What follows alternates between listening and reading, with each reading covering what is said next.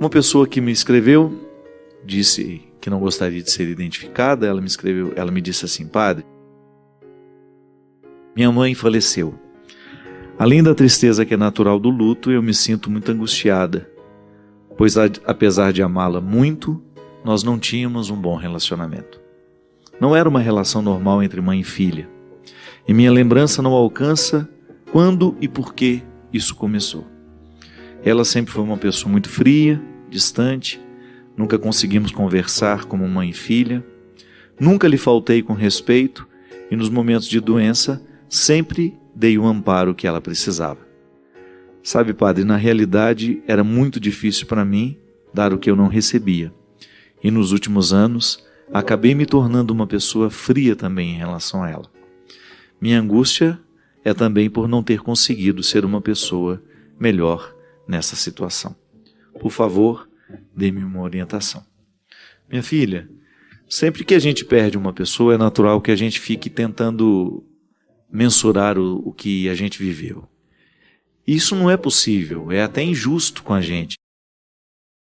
Toda vez que eu tento, toda vez que eu volto os meus olhos para o passado, eu tenho uma tendência muito natural em atribuir culpas, atribuir responsabilidades, como se isso fosse modificar alguma coisa, né? O fato é que, à medida que nós estamos vivendo, nem sempre nós somos livres o suficiente para modificar as nossas atitudes.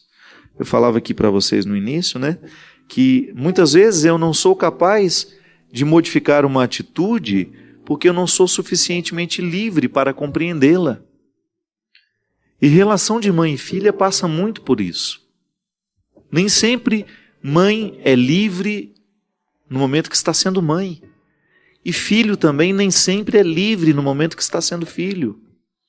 Pode estar condicionado pelas forças do momento, pelas dificuldades que são próprias daquela hora, ou até mesmo das crises normativas que nós enfrentamos ao longo da nossa vida. E você tem razão, muitas vezes nós não sabemos localizar o porquê da dificuldade com a nossa mãe. Eu preguei um retiro na semana passada, e eu falava da experiência que nós fazemos de Deus a partir da experiência que nós fazemos de nós mesmos. E há um momento do retiro em que eu convidei as pessoas que estavam ali comigo a pensarem nos papéis que seus pais exerceram na sua fé. Porque quando eu digo que Deus é Pai, é natural que eu convoque a imagem que eu tenho de pai. A palavra pai vai me reportar ao pai que eu tive na terra. Deus é Pai. Naturalmente eu penso na minha experiência com meu pai. Tantas vezes eu tenho dificuldade de fazer uma experiência com Deus amoroso porque minha relação com meu pai não foi boa. Eu preciso me libertar disso. Eu preciso pensar que os condicionamentos do meu mau relacionamento com meu pai humano não podem ser transferidos. Esse relacionamento ruim não pode ser transferido para a minha relação com Deus. Eu preciso ser livre para pensar que são duas realidades complementares, mas diferentes. Podem até se complementar, mas são questões diferentes. Somente o tempo, à medida em que eu me liberto. Porque eu vejo muita gente não acreditar em Deus porque tiveram dificuldade de acreditar em seus pais. Experiências humanas mal feitas geram seres humanos, muitas vezes, com muita dificuldade de viver a experiência da transcendência. Quando é que começa isso? A gente não sabe, você mesma disse. O fato é que num determinado momento você percebeu que existia uma indisposição entre você e sua mãe. Isso é tão comum, gente, é mais comum do que nós imaginamos. Todos nós, em algum momento da vida, precisamos curar essa relação com os pais. Precisamos colocar os papéis nos seus devidos lugares. Porque senão, a gente morre sem ter chegado ao melhor do nosso relacionamento. Porque você pode muito bem chegar à conclusão que a sua mãe não é a pessoa com quem você mais tem afinidade, apesar dela ser a sua mãe. Não é nenhum pecado você, num determinado momento da sua vida, estabelecer uma relação respeitosa sempre, mas sem a cumplicidade, porque ela não foi possível. E quanto mais você insistia na cumplicidade com a sua mãe, na intimidade com a sua mãe, mais desastrosa ficava aquela relação. De repente, uma certa distância pode até fazer bem, para vocês conviverem melhor no futuro. Eu não estou falando de abandonar a mãe, não. Eu estou falando de estabelecer limites para essa relação, de você não carregar as culpas da necessidade de ser igual a todas as outras filhas. Não é assim que funciona.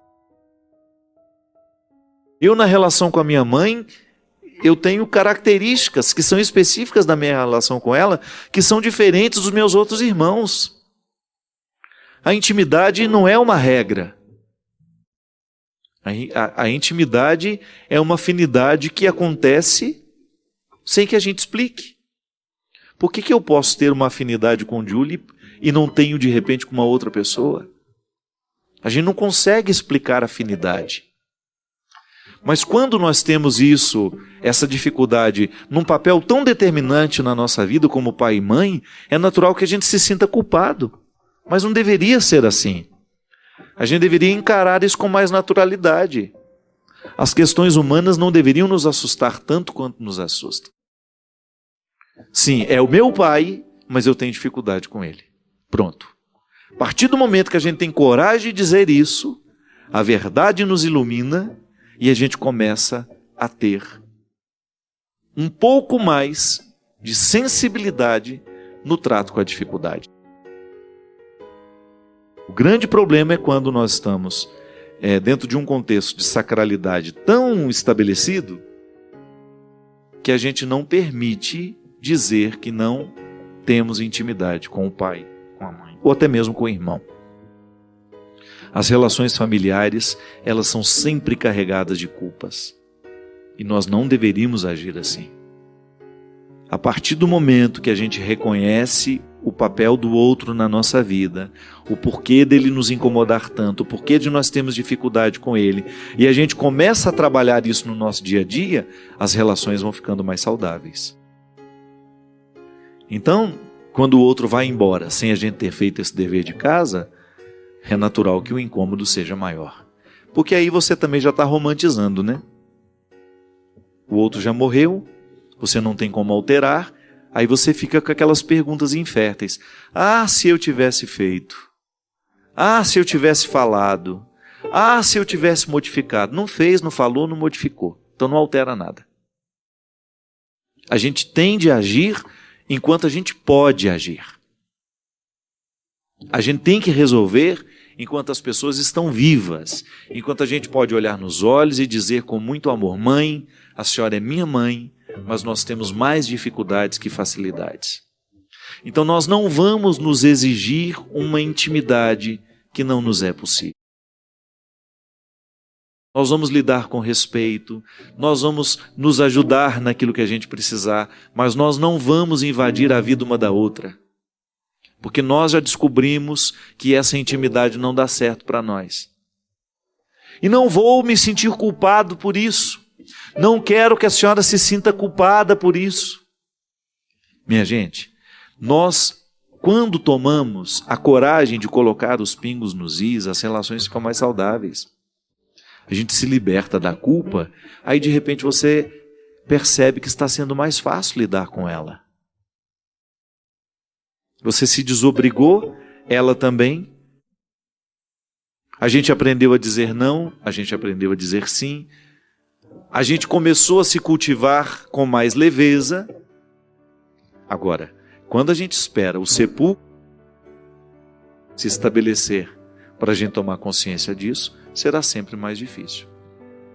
É por isso que a gente precisa ficar muito atento ao papel que o outro ocupa na nossa vida. Lá no retiro nós fazemos esse dever de casa. O tanto que de mim foi determinado pelo outro e que hoje eu rejeito. À medida que eu fui amadurecendo, eu fui vendo as influências da minha mãe sobre mim, do meu pai sobre mim, e quis ficar só com o que de fato valeu a pena. O que foi fruto do pecado deles, e quando eu falo pecado, eu não estou com essa conotação religiosa não, viu? Os erros humanos, porque também erraram com eles. Erraram com meu pai, erraram na educação da minha mãe. Depois ela também, por não ter tido condições de corrigir os erros dessa formação que deram a ela, continuou errando conosco. E se eu tivesse filhos sem consciência, que hoje eu tenho, talvez eu erraria da mesma maneira com eles. Porque consciente eu já tenho o risco de errar. Eu sei que lá no retiro, muitas mulheres determinaram, meu Deus do céu, como eu reproduzo na vida das minhas filhas aquilo que eu repudiei tanto da minha mãe em mim.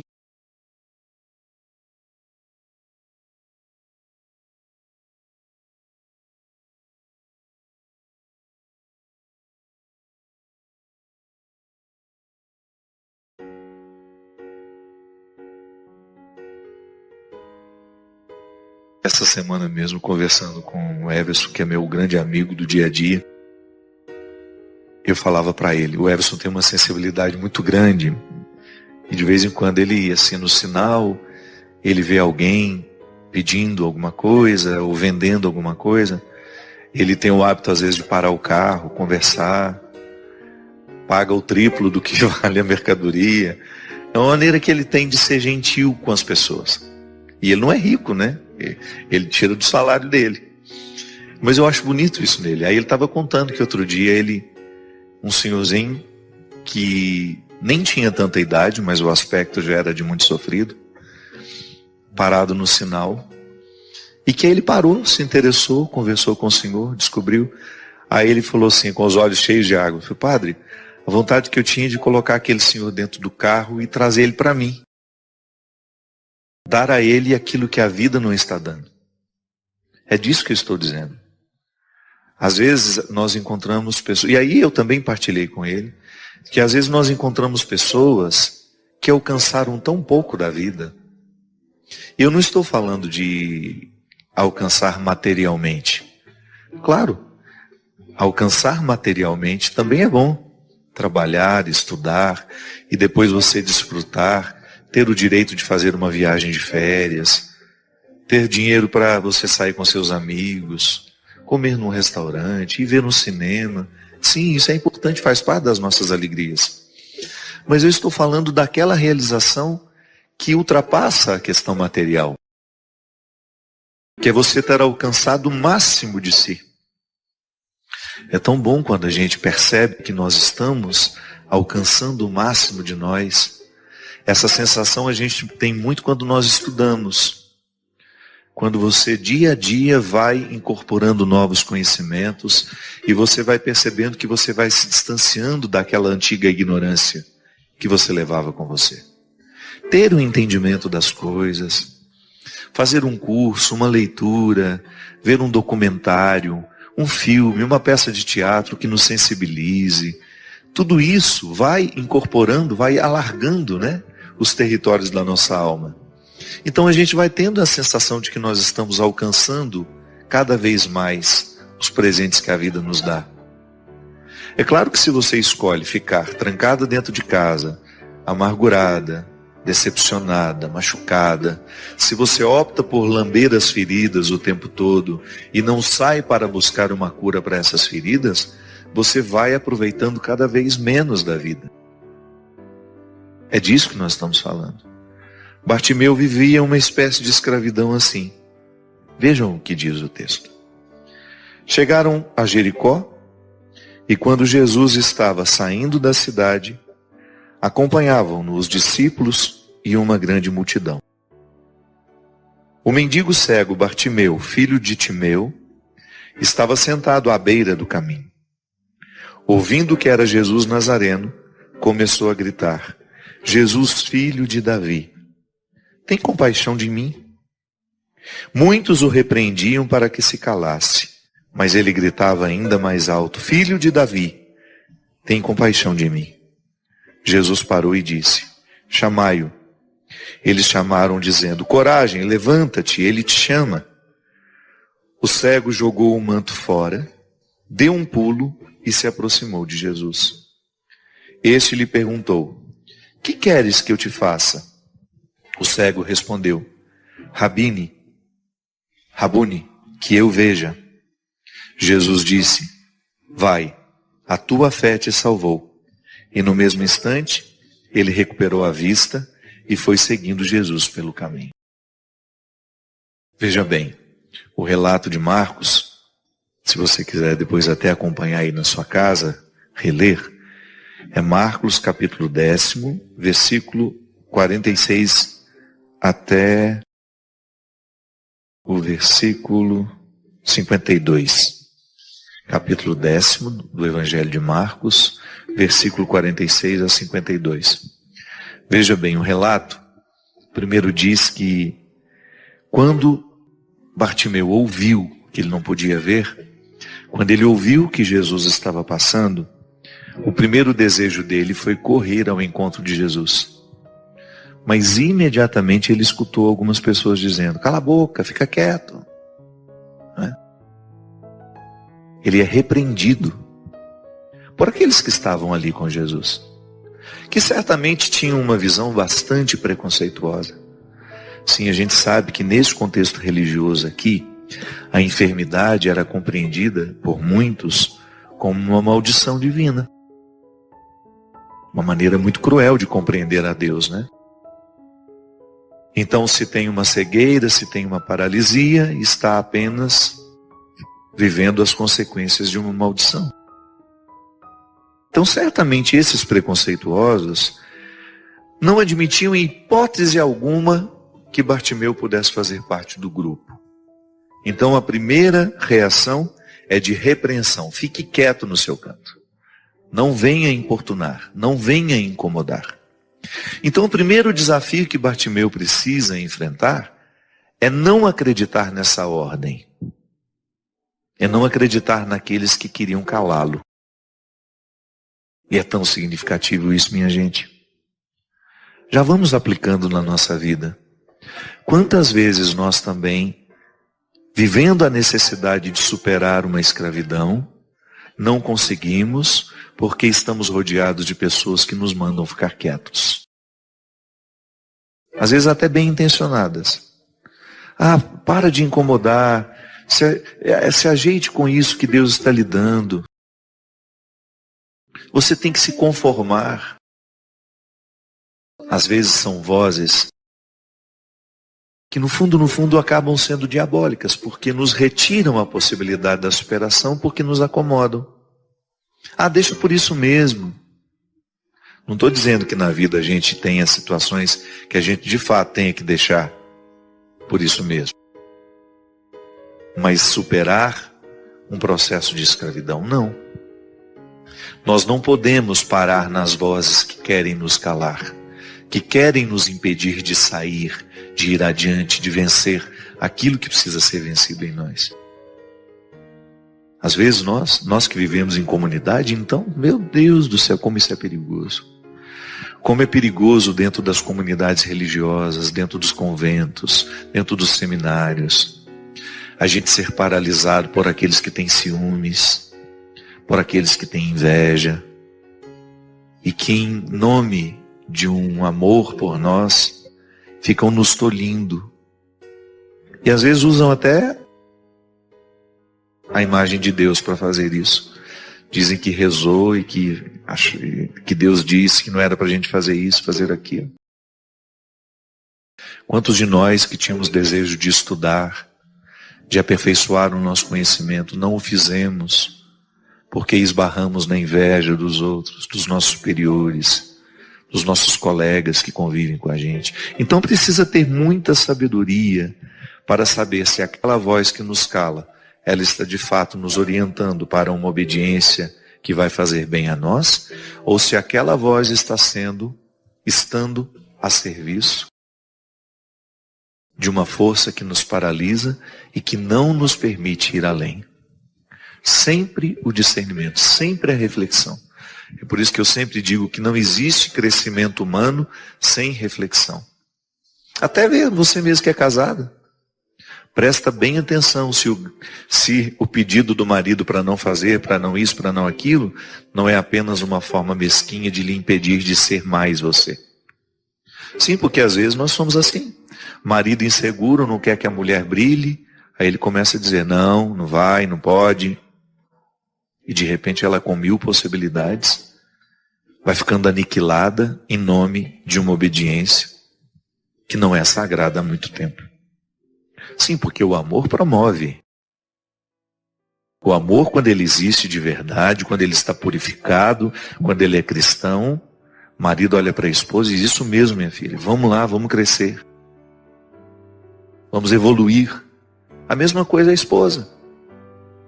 Então nós precisamos tomar muito cuidado com as vozes que às vezes nos impedem de sair da escravidão. Assim como Bartimeu, no momento em que fez o movimento de sair para ir ao encontro de Jesus, muitas pessoas o repreenderam. Só que ele não acreditou nessas vozes.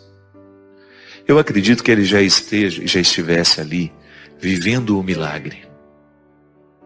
Sim, porque não está descrito aqui, mas certamente a presença de Jesus já tinha provocado nele o primeiro milagre, que era justamente parar de ouvir as vozes que não queriam a sua superação. Então nós também precisamos viver essa proximidade com Jesus para a gente ter sabedoria de identificar as vozes que querem nos paralisar. Porque não é justo. Não é justo que Deus tenha investido tanto em você, Ele deu tanto potencial, e você passe a sua vida inteira sem despertar esse potencial, sem saber o que você pode, sem saber do que você é capaz. Primeiro que a gente tem que andar é para frente mesmo, né? Tudo tem que nos jogar para frente, muito embora às vezes um passo atrás para nos ajudar a pensar que caminho nós estamos tomando também é saudável. A gente dá uma paradinha, olhar para os lados, dar um passo para trás, olhar o contexto das nossas escolhas, isso é muito importante. Agora a gente tem de andar o tempo todo na conquista daquilo que de fato interessa. Hoje nós começamos o programa falando da necessidade que a gente tem, por uma responsabilidade pessoal, de não abrir mão de ser quem a gente é. Eu até brincava, né, que à medida que nós vamos educando as crianças, elas vão deixando de ser sinceras. O falseamento não pode ser confundido com essa capacidade social que você tem de ser simpático com o outro e de não dizer aquilo que vai ser agressivo a ele. Então, ser educado é você privar o outro de ouvir algo que possa ser desagradável aos ouvidos dele. Então você considerar com sabedoria. Mas o falseamento é diferente. O falseamento é quando você finge uma satisfação quando de fato ela não existe. Então muitas vezes nós assumimos o falseamento como uma postura de vida. Não é o outro que vai quebrar essa falsidade em nós. É claro que alguém pode até nos estimular a deixar a falsidade de lado. Mas é a gente que precisa diariamente fazer essa pergunta. Se nós estamos sendo suficientemente verdadeiros com o nosso processo, para que esse processo nos provoque satisfação, realização, que essa vida é uma só. Se eu perco tempo com essa falsidade, com esses falseamentos, eu fico privado de elevar à categoria máxima aquilo que eu sou. E é interessante, né, que às vezes a gente passa boa parte da nossa vida vivendo só a metade do que a gente poderia. Por quê? Porque a gente perde muito tempo com falsidade, com os falseamentos. A gente não faz os enfrentamentos, aí a gente fica ali naquela condição de hipócrita. Porque nem é uma hipocrisia em relação ao outro. Também existe. Eu posso ser hipócrita em relação ao outro. Mas eu também posso ser hipócrita numa relação comigo. Quando eu minto, por exemplo, para mim mesmo, nós falamos ali agora mesmo na reflexão da palavra, muitas vezes eu, numa tentativa de me justificar, eu fico enfrentando falsos conflitos que não correspondem à minha realidade. E isso, minha gente, é como ser um doente que se recusa a viver o tratamento. Se você identifica que você está dentro de um relacionamento que não te leva para frente, que só te emperra, você precisa ser honesta com você. Não dá para levar adiante esse relacionamento. O mínimo que você precisa fazer é colocar as cartas na mesa e discutir abertamente quais são as reais intenções dessa pessoa. Você não é um objeto para ser manuseado, para ser colocado numa condição absolutamente desfavorável aos seus anseios como pessoa. É preciso ter muita coragem para viver esse enfrentamento. Mas a partir do momento que você dá este passo no enfrentamento, você vai alcançar alguns territórios que são seus e que até então estavam alienados nas mãos de outros. Isso vai lhe dando ainda mais coragem de buscar mais conquistas. A gente não termina. Essa conquista não termina nunca. A liberdade interior é um processo que nunca vai ter fim. Então, se você sente que você está vivendo um relacionamento que não lhe favorece florescer como pessoa, você não pode pensar duas vezes. Você tem que problematizar a questão. Eu gosto sempre de dizer isso. Nós precisamos levar a sério os nossos conflitos. Às vezes nós não damos ouvido ao que nos incomoda. E por que não damos ouvido ao que nos incomoda? A gente perde a habilidade de saber o que de fato precisa ser modificado. É como você se acostumar a um emprego onde você não cresce, onde você não precisa recrutar a sua inteligência, você fica repetindo a mesma coisa, e aí você olha que uma pessoa muito menos preparada que você realizaria aquela função perfeitamente. Está na hora de você ir embora. Está na hora de você buscar um outro lugar para você. Sabe por quê? Senão você vai começar a se nivelar por baixo. E essa fatura chega. Pode ser que hoje você esteja acostumado, o contexto lhe te anestesiou, mas vai chegar um momento que você vai se cobrar, meu Deus do céu, por que eu não tive coragem de fazer a minha mala e partir em busca de uma realidade que me exigisse mais? Por que eu não tive coragem de, naquela hora, tomar uma decisão que me causaria um desconforto, porque eu perderia a estabilidade, mas ao mesmo tempo me colocaria num projeto que de fato era para mim? Aí você vai sentir que você vai ser mais exigido do ponto de vista intelectual e naturalmente você vai sentir-se mais confortável do ponto de vista emocional. Porque quando nós temos a acomodação do processo intelectual, você começa a nutrir silenciosamente uma insatisfação emocional. Você sabe por quê? O ser humano sabe que pode. Você sabe que pode. Hoje, conversando com uma amiga minha, ela estava me dizendo, porque ela é empresária, ela trabalha não com um grupo muito grande de pessoas, mas ela fala assim, eu sempre tive muita habilidade de mandar os meus funcionários embora. Não é fácil, né? Já mandou alguém embora? Eu também não quero ter esse desprazer, deve ser muito desagradável. Mas ela disse que quando ela identificava que um funcionário não correspondia mais ao que ela esperava, e que ela certamente teria de enfrentar o dissabor de despedir, ela começava a prestar atenção de maneira especial no que estava desestimulando aquela pessoa. E aí, quando ela chegava para a conversa, ela chegava toda otimista, ela não chegava metendo bronca, não. Ela começava dizendo assim, você tem percebido que você nasceu para muito mais do que aquilo que você faz? Porque se você não está desempenhando bem o seu papel, não é que você é incapaz, não. É que você não está estimulado. Você pode muito mais. Vá buscar um emprego melhor para você. Vá buscar um lugar onde você vá se exigir um pouco mais como pessoa e que naturalmente vai lhe dar uma satisfação, porque o que nos realiza é quando a gente tem a sensação de que a gente está crescendo. Diz que a pessoa vai embora feliz da vida. Isso é um dom. É um dom de fazer o outro perceber que ele pode ser mais. Você faz isso com os outros? Você estimula as pessoas a serem mais? Ou você aproveita a acomodação para que elas fiquem escravizadas dos seus interesses? E você? Você é capaz de se desafiar a querer mais para você? Ou você se contentou com o pouco que a vida lhe deu? Não estou dizendo que você será ingrato, que você vai jogar tudo fora, não. Eu estou apenas querendo que você olhe para você do mesmo jeito como Jesus nos olha. Aquela palavra dura, eu volto a dizer, aos fariseus e aos escribas, não é para humilhá-los, é para acordá-los. Nenhuma palavra de Jesus é para humilhar alguém, para que aqueles se sentissem piores do que eles realmente eram. Não, a palavra dura é para acordar o que está acomodado. Quanto mais acomodado está, mais dura tem de ser a palavra. Senão a gente não acorda. Você tem escutado?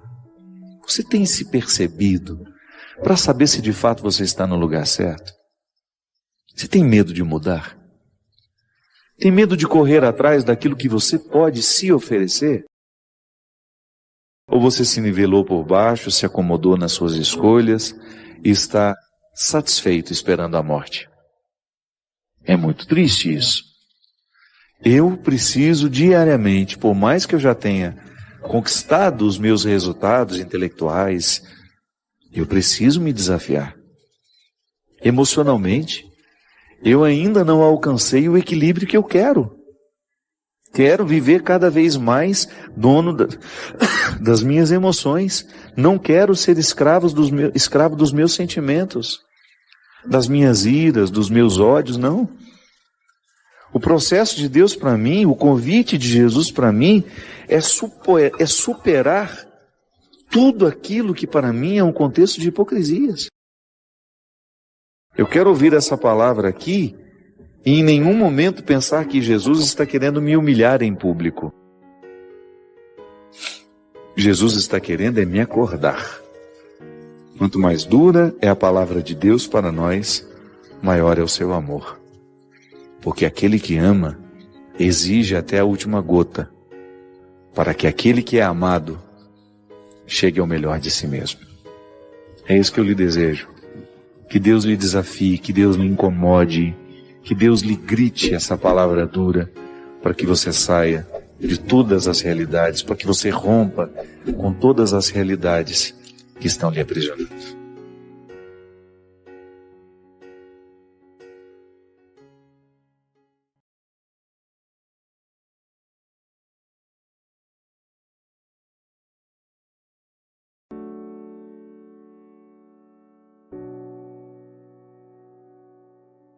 Queres jejuar nesta quaresma? Abstém-se de julgar os outros e descobre Jesus Cristo neles. Jejua de palavras críticas, mordazes e enche-te de frases que purificam. Jejua de descontentamentos e enche-te de gratidão. Jejua de irritação, ódio, cólera e enche-te de mansidão e paciência. Jejua de pessimismos e enche-te de otimismo e esperança. Jejua de preocupações e enche-te de confiança em Deus. Jejua de lamentações e lamúrias e enche-te de coisas simples da vida. Jejua de pressões e enche-te de orações. Jejua de tristeza e amargura e enche-te de alegria no coração. Jejua de egoísmos e enche-te de compaixão pelos outros. Jejua de rancores e enche-te de atitudes de reconciliação. Jejuas de palavras e enche-te de silêncio para escutar os outros. Jejua de pensamentos de fraquezas e enche-te de promessas que inspiram. Jejua de tudo o que te separa de Jesus e enche-te do que te aproxima dele.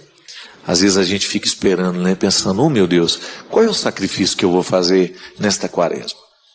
Algumas pessoas dizem, eu não vou tomar cerveja a quaresma inteira. Quem dera se esse sacrifício durasse o resto da vida, não é verdade? Não vejo nada contra a cerveja.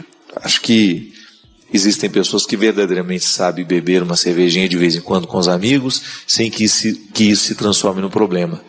Mas a minha experiência me mostra que às vezes essa cervejinha socializada, ela se transforma num problema sério para aquela pessoa que faz isso.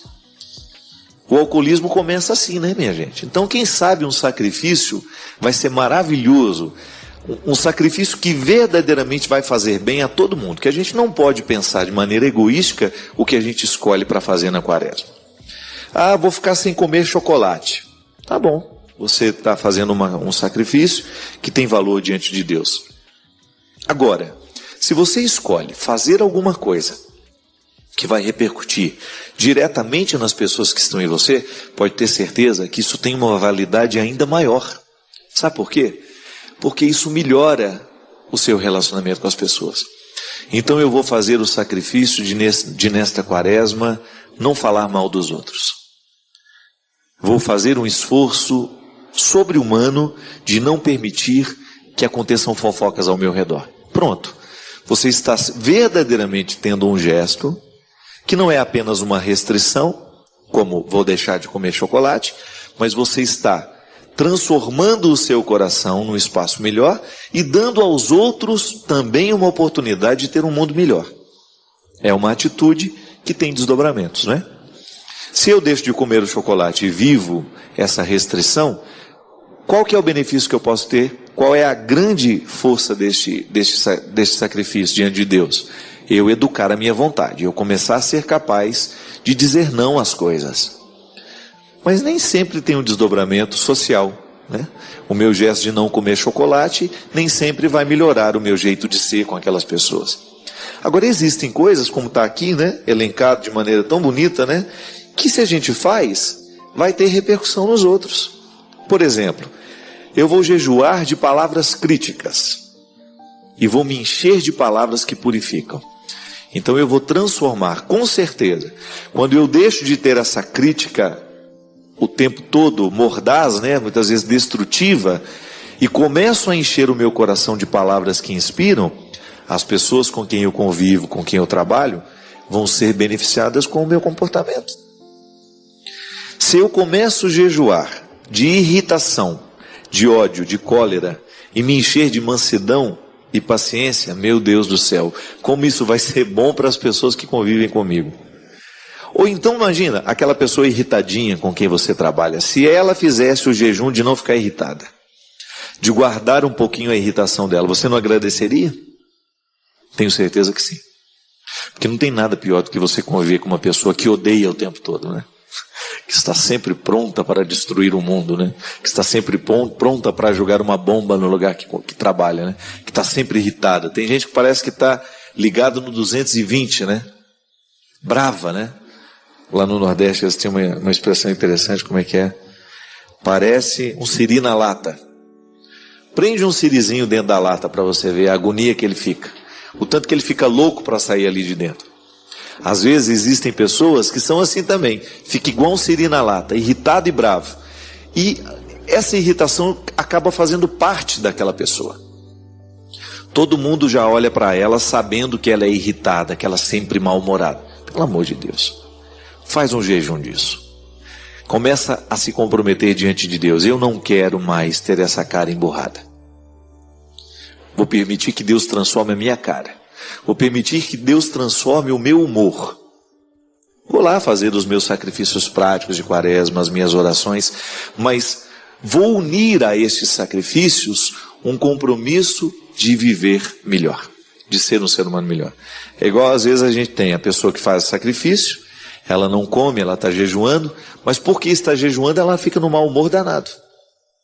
Ela trata mal as pessoas que estão por perto, ela trata mal as pessoas que conversam, as pessoas que não sabem o mesmo tanto que elas sabem. E aí fica difícil, né? Porque o que vai acontecer?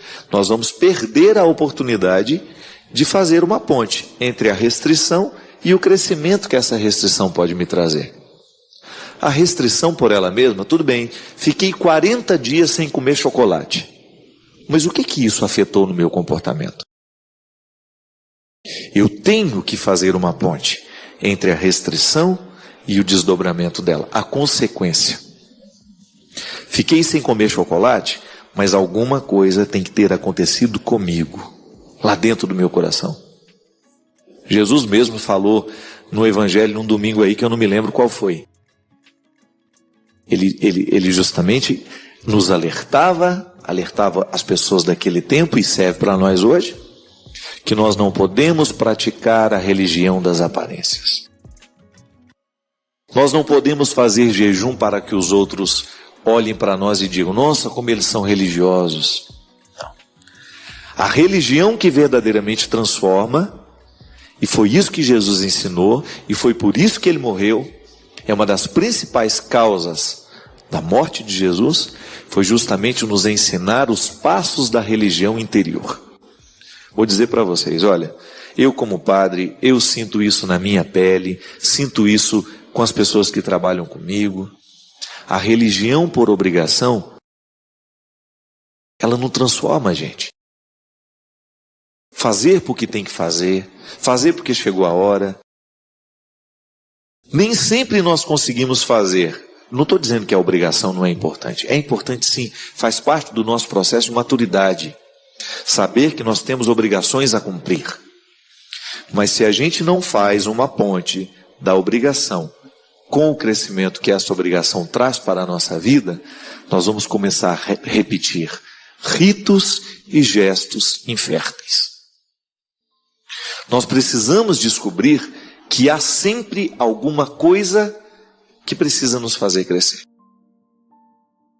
Há sempre um detalhe na restrição que precisa ser observado para que o todo da minha vida seja transformado por aquele detalhe.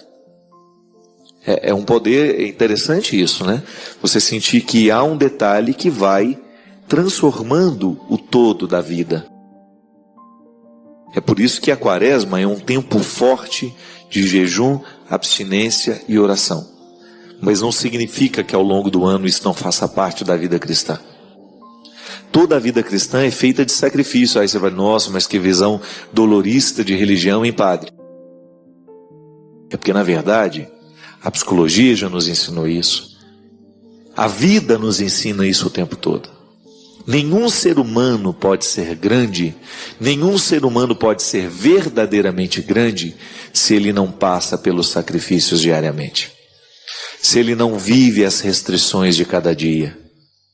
E a gente seria uma ilusão da nossa parte pensar que nós vamos conseguir grandes coisas na vida se a gente não sacrifica para alcançar. Você acha que viver fidelidade, casamento que durou 50 anos, 60 anos, como a gente viu no passado, você acha que as pessoas conseguiam isso de qualquer jeito? Não. Só que tinha um detalhe, a capacidade de resignar-se do ser humano de 20 anos atrás, parecia ser muito maior do que a nossa de hoje. A nossa geração, as nossas gerações agora, eu sou mais velho até, né? Tem as gerações agora, do presente e do futuro, elas não são muito propensas a sacrifícios. Quando você fala de restrição, ixi, meu Deus, por que cresce tanto hoje a mística dessas religiões que não estão comprometidas com nada? Ah, eu acredito que Deus é uma energia, uma força superior, religião é bobagem. Ter religião é coisa do passado, não é necessário, eu não estou preso a nenhuma fé. Isso é um discurso bonito que muitas vezes esconde preguiçoso. É um escudo que protege gente preguiçosa. Porque este Deus, que é energia, né, que todo mundo fala, que muita gente fala hoje, que não compromete com nada, que não compromete com ninguém, isso é coisa de gente preguiçosa. E olha, e se tem uma coisa que nós podemos afirmar sem medo de errar, o cristianismo não é uma proposta para gente preguiçosa. O cristianismo não é uma proposta para gente molenga. É exigente. É exigente e vai pedir de nós o tempo todo uma resposta. Sabe por quê? Configurar a nossa vida à vida de Jesus dá trabalho. Aquela frase de Pilatos, eis o homem, quando Pilatos apresenta Jesus para ser crucificado, né? Para ser condenado, para passar por todo aquele suplício. Eis o homem, ali existe uma verdade antropológica, que nós fazemos a leitura agora, né? A teologia faz uma leitura desta frase de Pilatos. Então, em Jesus nós temos o modelo de humanidade. E quando a igreja nos propõe a conversão, e a quaresma é um tempo forte de conversão, a igreja está nos propondo isso. Olhem para Jesus, sejam como Ele. É o único caminho seguro de salvação. Olhar para Jesus, descobrir que Ele é o referencial daquilo que nós precisamos ser. A igreja é um caminho para nos ensinar isso, para nos levar isso. A igreja é o sinal desta salvação. É por isso que nós não podemos acreditar numa fé que não nos comprometa com realidades concretas. Acreditar num Deus que não mexe no meu jeito de ser, acreditar num Deus que está só dentro do livro, que é um poema bonito, né? Outro dia eu ouvi o Dunga dizer, e ele tem razão, nós não podemos transformar a profecia em discurso banal. Nós não podemos esquecer a profecia. A poesia é bonita, mas a poesia tem que ser profética. Ela tem que ser lugar da verdade. Ela tem que ser lugar que mexe com o nosso coração. Quando eu escuto uma coisa bonita, aquilo me emociona. Mas esta emoção tem que mobilizar uma ação. É assim que a gente vai se configurando ao Cristo. O que é o sacramento? O sacramento é uma oportunidade que a igreja nos oferece de apressar esta configuração. Quando eu confesso os meus pecados e recebo do Padre a absolvição, em nome do Cristo, eu apresso a minha chegada. Eu apresso a minha aproximação de Jesus. Minha gente, é a mesma coisa. Eu gosto do meu pai. Admiro o meu pai. Você admira o seu pai. Você gosta do seu pai. Você começa a querer ser como ele. Você presta atenção no jeito como seu pai age. E existem situações que apressam o seu jeito de ser como seu pai é. Você vai descobrindo. Seu pai é engenheiro, você descobre que tem um curso. Você faz uma engenharia, você começa a ser mais como ele é. Seu pai era, digamos, um homem presidente de tal clube. Você quer ser também presidente, para ser como ele. É engraçado isso. A identificação é um processo humano que não tem outro desejo senão apressar o nosso jeito de ser, para a gente ser mais ou menos igual ao outro. Vai lá no exemplo mais baixo que pode ter, né? Você gosta daquela atriz, acha aquela atriz fantástica. Aí um dia você se pega cortando o cabelo igual ela. Você se pega prestando atenção como é a roupa daquela atriz. Aí você começa a se vestir parecido. Isso é identificação. A vida humana ela está o tempo todo ligada ao processo das identificações. Eu me identifico com aquele escritor e de repente começo a escrever dentro de um mesmo estilo. Você não faz igual ele, mas você começa a ter estilo. Por isso que quando você vai analisar um autor, você vai descobrir quais são as influências que ele recebeu para produzir aquela literatura, para chegar àquele resultado de texto. A vida cristã é a mesma coisa. Quando alguém olhar para a nossa vida, as pessoas precisam descobrir alguma coisa de Jesus ali. Porque senão significa que nós ainda não chegamos nem perto dele. É um processo para a vida inteira, não fica desanimado não, viu? Mas é preciso descobrir algumas coisas que apressem esse jeito de ser. Eu preciso apressar todos os dias o meu jeito de ser, para ser parecido com Jesus. Eu não tenho outro referencial. Por mais que eu admire as pessoas, por mais que eu admire os humanos que estão do meu lado, eu quero correr atrás de Jesus, eu quero ter o olhar dele, eu quero ter a simplicidade dele, eu quero ter a capacidade que ele tinha de amar. Eu sou cheio de defeitos. E toda vez que eu olho para os meus defeitos, eu sempre olho para esses defeitos, tendo como referencial a pessoa de Jesus. Porque ele não me desanima deles. Jesus me faz olhar para esses defeitos a partir de um olhar terapêutico, de correção. Então, Padre, se você ainda não consegue ser como eu sou aí, com seu coração, porque você ainda guarda muito rancor, fica atento, para na hora que alguém lhe magoar, não demorar dentro de você tanto tempo essa mágoa.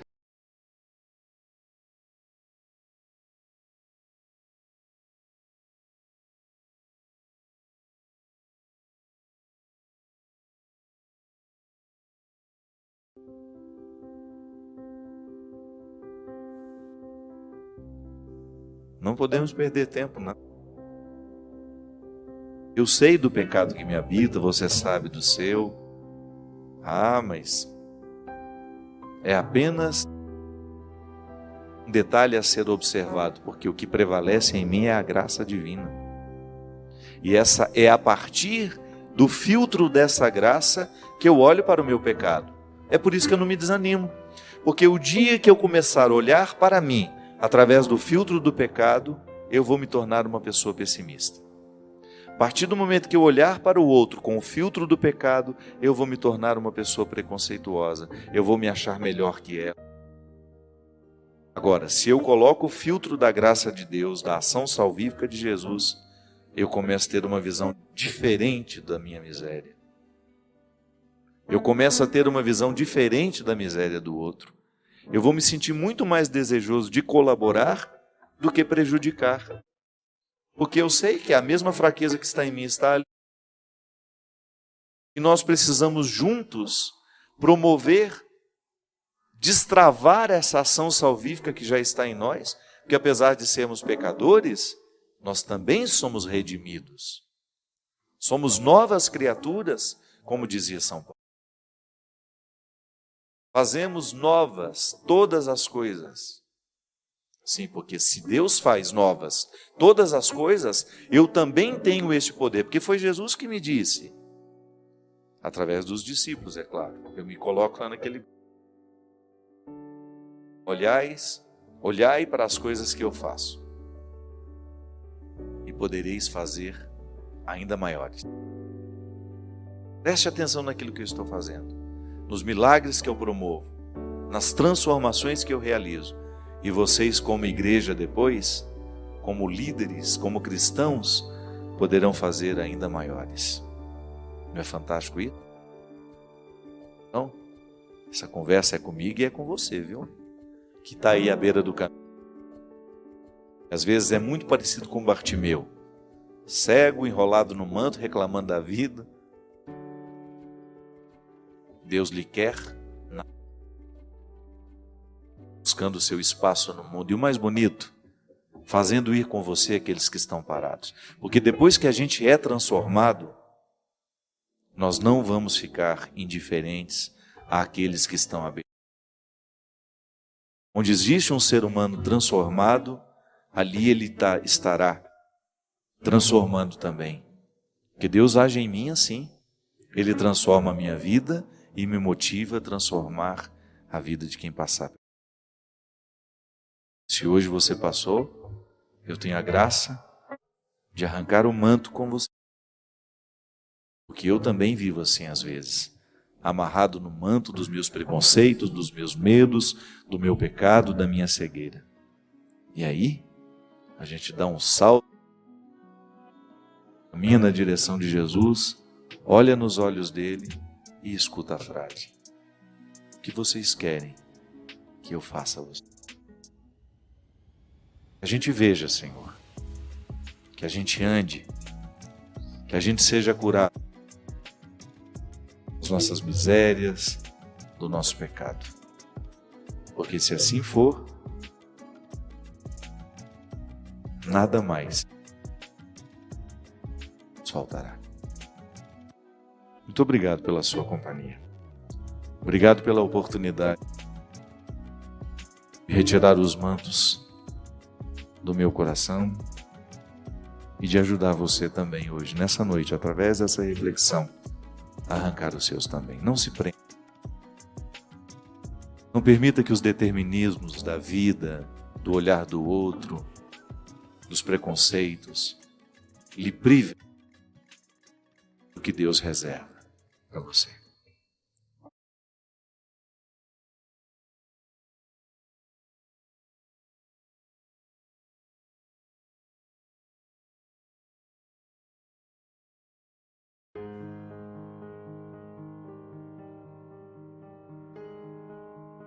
Quando eu falava para vocês que essa encarnação do Verbo em nós, ela nos coloca dentro de um caminho de sabedoria. Eu particularmente gosto de identificar, o tempo todo, pessoas inteligentes e pessoas sábias. É uma diferença muito sutil. Existem pessoas que são muito inteligentes, mas que falta sabedoria. E existem pessoas que nem são tão inteligentes assim e que são tão sábias. A sabedoria parece que é um caminho muito diferente da inteligência. É possível ser os dois. Quantas vezes na minha vida eu encontrei pessoas altamente inteligentes, mas altamente sábias. Mas não ficaram sábias estudando. Não. Sabedoria veio por outras vias, muito mais pela observação da vida, muito mais pela capacidade que ela teve de contemplar o que estava acontecendo ao seu redor, de aprender com aquilo tudo. A sabedoria é como se fosse um tesouro que nós vamos acumulando à medida que nós vivemos. Eu acho interessante porque o conhecimento de Deus não passa tanto pela inteligência. É claro, eu não preciso abrir mão da inteligência para eu ter uma experiência de Deus. Mas a minha lida com Ele é muito mais pela sabedoria do que necessariamente pela inteligência. E às vezes Deus me quebra de um jeito que vocês não fazem ideia. Não tem sentido nem faz razão. Está ali diante de mim. Eu preciso viver. Eu preciso viver. Às vezes não tenho tempo nem de lavar o rosto. Preciso viver. É a sabedoria que me sustenta naquela hora. Quantas pessoas precisando enfrentar as suas tragédias pessoais, a inteligência não ajuda. Só a sabedoria. Conhecer a Deus para a gente poder sabiamente descobrir como e com quem, através de quem Ele cuida de nós. Ele nos protege. Aí você descobre que o sim de Deus vem muitas vezes através de negativas. Na própria vida. Você queria tanto, você se empenhou tanto, você insistiu tanto, mas não era para você. Não era. Aí o tempo passa, você começa a perceber que o não foi uma libertação na sua vida. Até mesmo em relacionamentos, minha gente. Você pode observar que quando nós insistimos demais numa pessoa, numa determinada situação existencial, nós costumamos errar. E o tempo vai mostrando que aquilo não foi perda alguma. Você até achou que perdeu, mas não. O cuidado de Deus na nossa vida é justamente esse. Nos ajudar a olhar para aquilo que era um aparente prejuízo e você perceber que era um ganho. Um ganho. Eu preciso aprender um pouco aqui. Eu preciso aprender. Isso é a ambiência, tá vendo? É aqui, ali.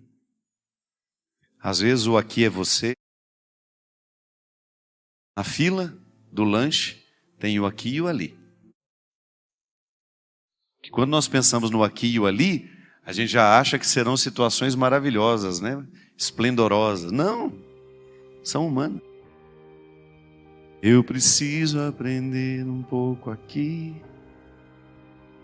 Eu preciso. É dentro de casa às vezes a música, viu?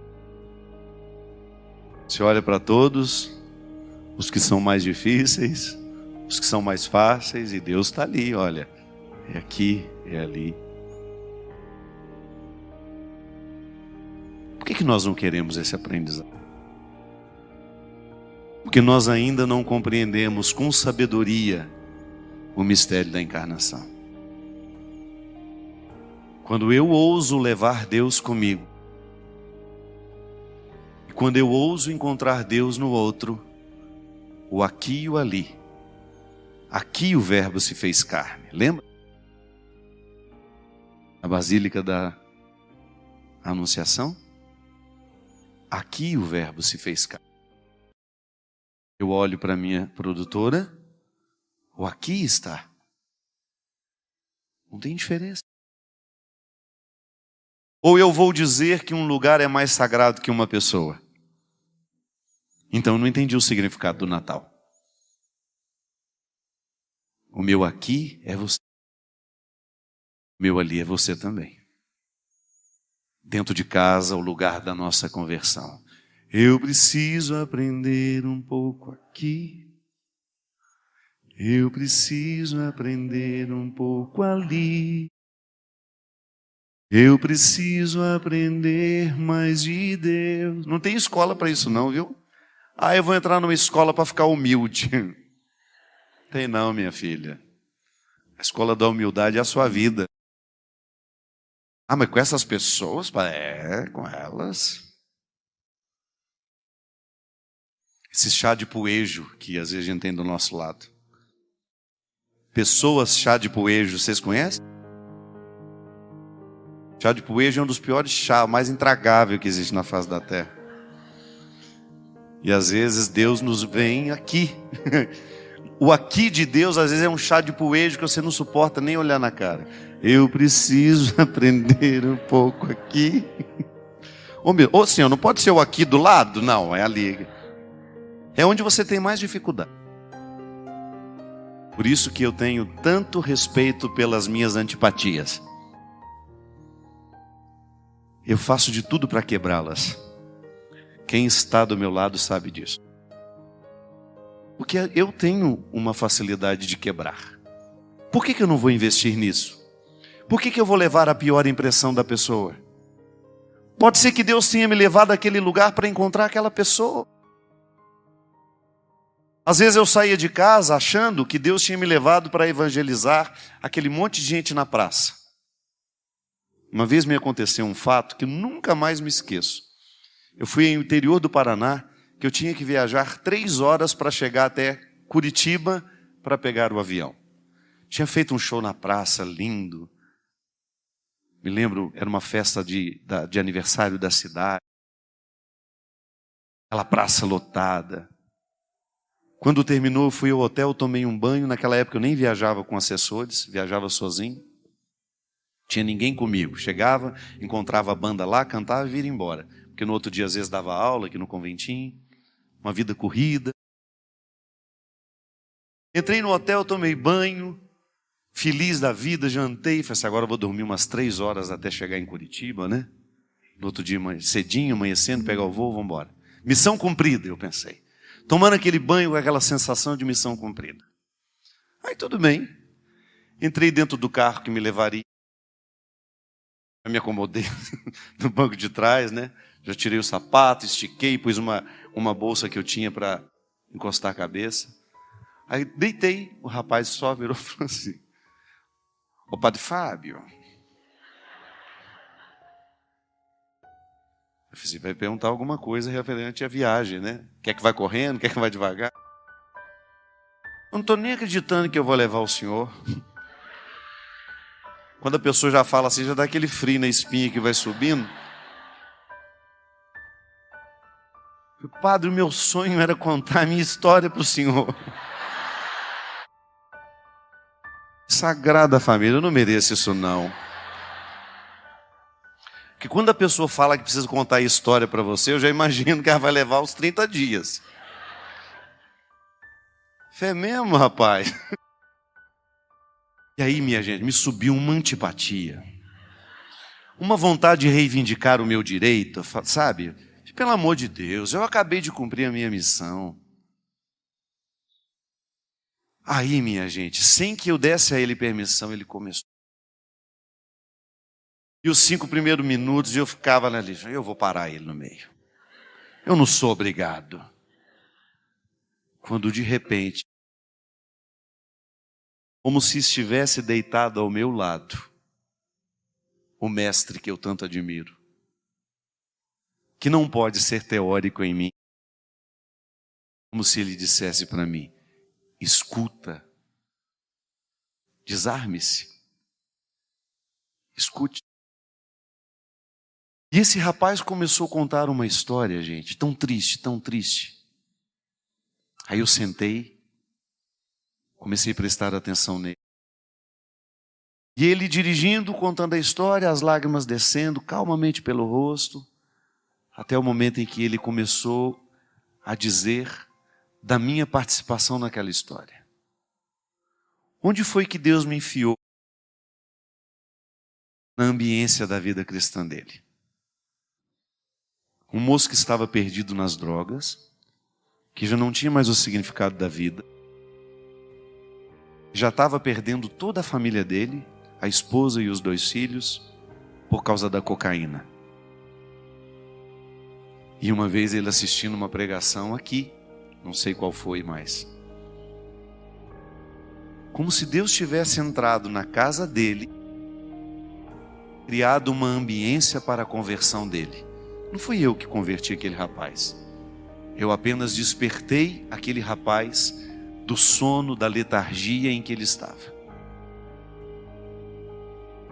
Para finalizar a história aqui, ele terminou de me contar a história quando nós estávamos chegando em Curitiba. Nós chegamos no aeroporto. Ele abriu a porta do quarto, do carro, me abraçou, me agradeceu por ter escutado. E eu muito emocionado com tudo aquilo que tinha ouvido. Meu filho, quem agradece sou eu. Quem agradece. Eu nunca mais vi esse rapaz. Eu me lembro que quando eu peguei a minha bolsa, quando eu me encaminhei para o é que eu identifiquei qual era a missão que Deus tinha me dado naquele dia.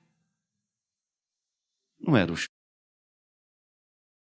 não era a praça, era o rapaz. Ele era o meu ali. Mas se eu não presto atenção, eu não vejo.